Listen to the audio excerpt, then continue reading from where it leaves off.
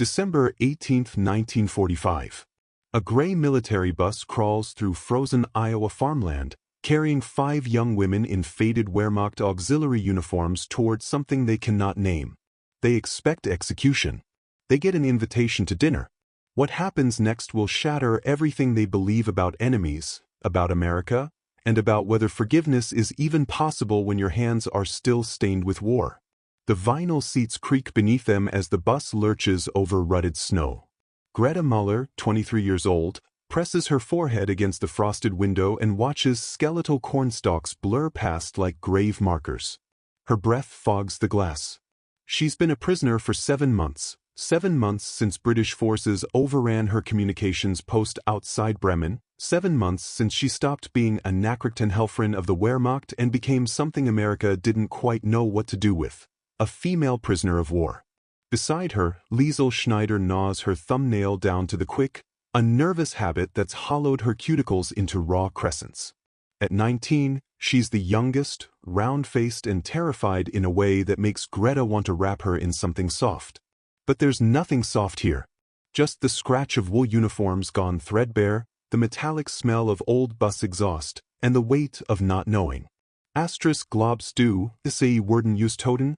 Liesl whispers. Do you think they'll kill us?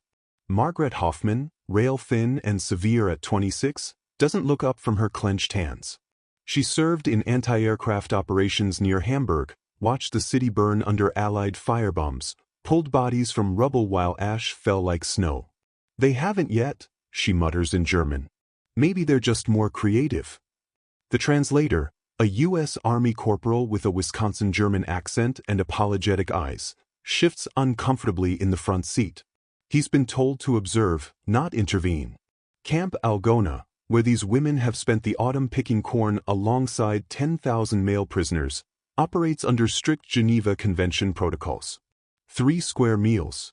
No torture. Male privileges. Labor for wages.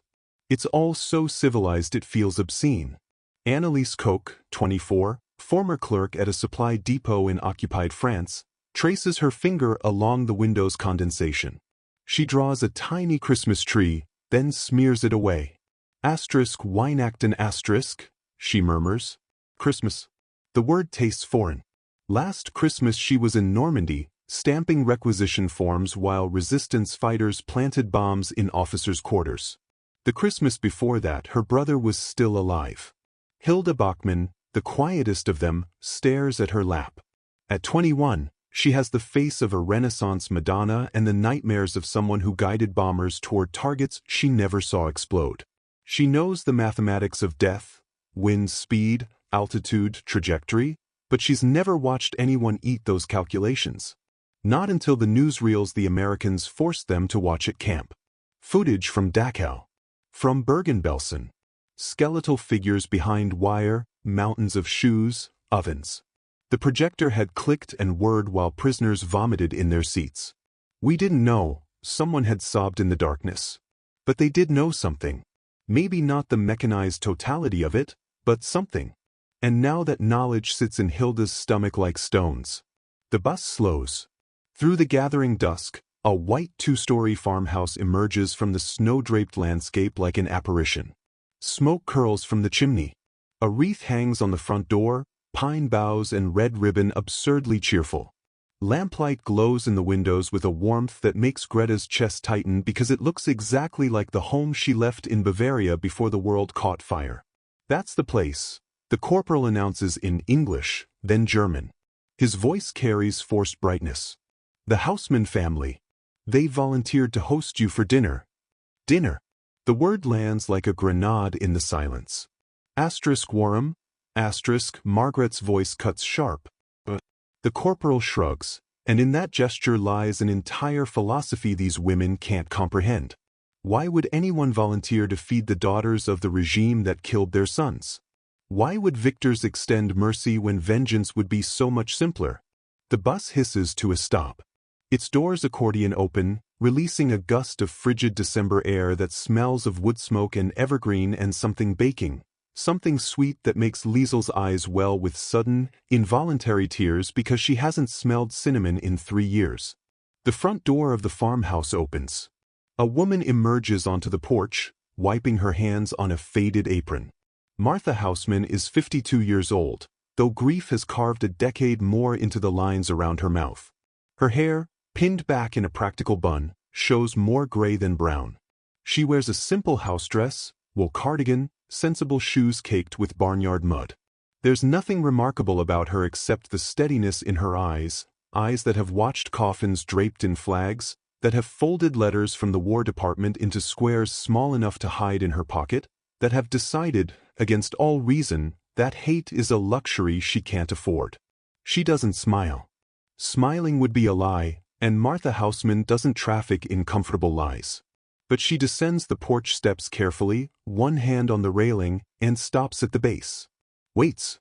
5 young women climb down from the bus on legs gone stiff with cold and dread. They stand in formation without meaning to, military bearing dies hard, and stare at this stranger who should be their executioner but looks instead like someone's tired mother. Martha studies them for a long moment, takes in their hollow cheeks, their haunted eyes, their hands clutching small parcels the camp has allowed them to bring. Then she speaks, and her voice carries across the snow with startling gentleness. "Welcome. You must be cold. Come inside." Greta Muller, who has not cried since her capture, who has survived interrogation and imprisonment and the shattering of everything she once believed, feels something crack open in her chest. Because this woman just said, "Welcome," to the enemy. And for the first time since the war began, Greta understands that she has absolutely no idea what's about to happen next. They cross the threshold expecting a trap. What they find instead is a table set for 10, candles flickering in mason jars, and the impossible aroma of roasted chicken mingling with yeast bread still warm from the oven. In Nazi Germany, abundance like this existed only in Führer's palaces. Here, in the enemy's heartland, it sits on a farmhouse table waiting for prisoners to pull up chairs. The cognitive dissonance is so violent it feels like physics breaking down. Greta enters first, military instinct keeping her spine rigid, eyes scanning for weapons, exits, ambush points. But the foyer offers only coat hooks heavy with winter jackets, muddy boots lined by the door, and photographs. God, the photographs. 2 young men in U.S. Army uniforms smile from frames on the mantel, their faces open and optimistic in that way only the not-yet-dead can manage. One wears a paratrooper's insignia. The other, infantry. Both have Martha Houseman's eyes. Liesel sees them too, and her breath catches audibly. These are the boys they helped kill. Maybe not directly, her fingers never pulled triggers, but she sorted intelligence reports, decoded messages, played her small cog's role in the machine that chewed through a generation. The math is inescapable. If those boys died in Europe, girls like her helped chart the path. Martha follows their gazes, and for a moment something raw flashes across her face. Grief so fresh it still bleeds. But she swallows it down, nods once toward the dining room. "Supper's nearly ready. Please, sit wherever you like." The translator hovers nervously, but Jacob Houseman waves him to a corner chair. Martha's husband is 58, weathered as fence posts, with a farmer's thick hands and a pronounced limp from a threshing accident that kept him from enlistment. He doesn't smile, hasn't much since the telegrams arrived, but his nod holds a rough courtesy that might be Midwestern stoicism or grace. Hard to distinguish between the two out here. The dining table stretches beneath a window overlooking snow-buried fields. Its surface bears decades of knife marks and water rings, the archaeology of family meals. Tonight it's laden with a feast that makes Annalise's throat close. A whole roasted chicken, golden-skinned and glistening, mashed potatoes whipped with real butter, green beans glistening with bacon fat, fresh bread, not the sawdust ersatz they ate in Germany but actual wheat bread with a crust that crackles, apple pie cooling on the sideboard, cinnamon perfuming the air. Margaret calculates automatically. In Berlin, this meal would feed 30 people for a week. In the camp, it's more than their daily rations. In this farmhouse, it's apparently just Tuesday. "Please sit," Martha repeats, and there's steel beneath her gentleness, the voice of a woman who's weathered droughts and stillbirths and war, who doesn't make requests twice. They sit. 5 young women perched on chair edges, ready to bolt, while Martha's daughter Sarah, 16, blonde braids, her brother's absence written in every careful movement, helps serve. The girl's hands shake slightly as she ladles potatoes, and Hilda realizes with a jolt that Sarah is terrified too. Terrified of them. Of the uniforms, the accents, the girls who wear the same enemy face that stole her brother's. Jacob Houseman clears his throat, folds his calloused hands, bows his head. Lord, we thank you for this food, for the hands that prepared it, and for the chance to share it with strangers. Help us remember that every person at this table is someone's daughter. Amen. The prayer lands like an accusation and an absolution simultaneously. Someone's daughter. The translator murmurs it in German, and Liesel feels her composure fracture because yes, she's someone's daughter, a daughter who hasn't written home in 8 months because what could she possibly say? Dear Mama, I helped lose the war. I believed in monsters. I'm sorry I'm still alive, God help them because hunger overrides shame, and their bodies don't care about moral complexity when confronted with actual protein. Greta takes the first bite of chicken and nearly weeps at the taste, salt and rosemary and the shocking revelation that food can be more than fuel. Around the table, similar small surrenders occur. Margaret's eyes close involuntarily. Anneliese chews slowly, reverently, making it last. Hilda stares at her plate like it might vanish. Is the food adequate? Martha asks through the translator, and the question is so grotesquely insufficient that Liesel makes a sound between a laugh and a sob. She manages. It's too much. Nonsense. Martha passes more bread. You're all skin and bones. It's hard to maintain propaganda about American devils when the devil is offering you seconds on mashed potatoes and asking if you'd prefer your pie with or without cream. The ideological dissonance is exquisite. For years of Goebbels' screaming rhetoric dissolves in the face of this quiet domestic abundance. Conversation begins haltingly. Weather. Crops. Neutral territory. Sarah mentions the camp nativity scene some prisoners are building, and Anneliese brightens fractionally. She's been painting the backdrop, angels and stars, something beautiful to counterbalance the barbed wire. Jacob asks about farming in Germany, and Margaret describes her family's potato fields outside Dresden before falling silent. Dresden. Everyone knows what happened to Dresden. Then young Hilda, who hasn't spoken since entering, notices the embroidered sampler on the wall, "Love your enemies and pray for those who persecute you," Matthew 5 verse 44. The English is simple enough to parse. Why? The word escapes before she can stop it. Wara Mackenzie das. Why are you doing this? The table goes still. Even Sarah stops mid-pour, pitcher hovering.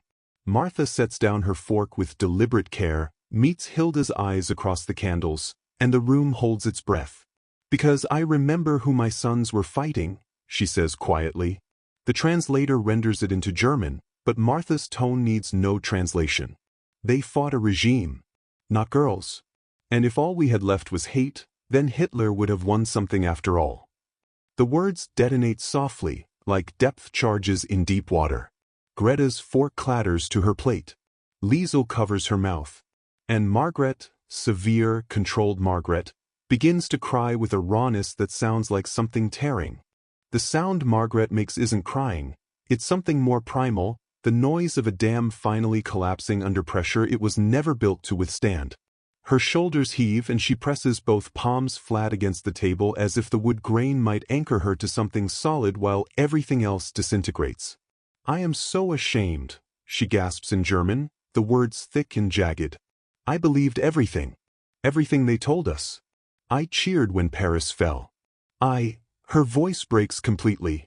Martha Houseman moves without hesitation. She rises, circles the table, and does something so unexpected that Sarah actually gasps. She places both hands on Margaret's shaking shoulders and squeezes. Not a hug. Martha isn't ready for that, may never be, but contact. Human touch offered freely to someone who wore the enemy's uniform. The translator goes silent, recognizing that some moments transcend language. Anneliese speaks next, her voice barely above a whisper but cutting through the room's tension like wire through snow. I worked supply depot in Cannes. Processed munitions shipments. routed ammunition to the coast before Normandy. She looks directly at the photographs on the mantel, forcing herself not to flinch. British children died from those bullets. French children. Maybe. She can't finish, but everyone knows what she means. Maybe your sons too. The silence that follows is enormous, suffocating. Jacob Houseman hasn't spoken since the prayer, but now he shifts in his chair, and the wood creaks like something bearing weight it wasn't designed to hold. When he speaks, his voice carries the flat effect of a man who's cried himself dry and found what lies beyond tears. Carl died at Normandy, June 7, 1944. Sniper bullet clean through. Thomas lasted until December. Ardennes forest, shrapnel wound got infected. He pauses, studying his plate as if the pattern of remaining gravy might contain answers. I spent 6 months wishing I could meet the Germans who killed them. Had plans. Detailed ones. His eyes lift to meet Annalise's. You know what I learned? Revenge doesn't feed anybody. Doesn't plant crops or raise barns or rebuild a damn thing. Greta feels something unlock in her chest. Not relief, nothing so clean as that, but recognition. This man understands. He's walked through the same furnace of grief and rage and come out the other side still capable of setting a table. Still willing to try. My brother was Luftwaffe, Hilda says suddenly, surprising herself. Fighter pilot. 22 years old. Shot down over Kent in 1940. I joined the auxiliaries because of him. Because the recruiters said girls like us could help win the war, could make his sacrifice mean something. She laughs bitterly. 5 years later, here I am. We lost. He's still dead. And I spent those 5 years helping bomb cities full of people exactly like you. Sarah, who has been silent and trembling in the corner, sets down the pie she's been clutching and speaks for the first time since they arrived. Her voice cracks with adolescent uncertainty and fury held barely in check. I hate you. The words are simple, devastating. I'm supposed to be Christian and forgive, but I'm 16 and my brothers are dead and you're sitting at their places eating their food, and I hate you. No one moves. The translator opens his mouth, closes it, decides some truths don't need interpretation. Martha doesn't scold her daughter. Instead, she nods slowly, as if Sarah has finally said something necessary. Good. That's honest. She looks around the table at 5 young women frozen in various attitudes of shock and shame. You want to know why I invited you here? Not because I'm some saint. I'm not. I wake up furious every single day. But I'm also tired. Tired of being angry. Tired of living in a world where we just keep killing each other's children forever. Her voice roughens. War ends on battlefields. Peace starts at tables. And someone has to set the first one. Liesel, who has been silent and small throughout the meal, suddenly pushes back from the table and moves toward the mantel. She stands before the photographs of Carl and Thomas Houseman, studies their faces with the intensity of someone memorizing evidence. Then she turns to face the family, tears streaming openly. I was at the listening post outside Bremen. We intercepted Allied communications. Decoded patrol routes. I was good at it. Her voice steadies with confession. 27 confirmed intercepts that led to German tactical advantages. I got commended. They gave me a pin. She fumbles with her collar, unpins a small bronze badge, her Nachrichtenhelferin service medal, and places it carefully on the table beside her plate. I don't want it anymore. I don't want any of it. I'm 19 years old and I helped kill people and I don't know how to. Her composure shatters. I don't know how to be anything else. Martha moves to her, and this time it is a hug, full and fierce and impossibly generous. She holds this German girl who helped kill her sons, and she holds her tight while Liesel sobs into her shoulder, and somehow the act doesn't diminish the grief. It just makes room for something else alongside it. The meal continues, but transformed. They talk now, really talk, about brothers and fathers and the architecture of loss. About propaganda and belief and the terrible ease of certainty. About how ordinary people become complicit in extraordinary evil through 1,000 small compromises. Sarah admits she wants to throw her plate. Greta admits she still has nightmares about newsreels. Jacob admits he threw away his son's medals because looking at them made him want to burn the world. When Martha finally brings out the pie, apple, cinnamon fragrant, perfect, she cuts it into equal slices. No hierarchy. No judgment. Just dessert for 10 people trying to figure out what comes after hatred.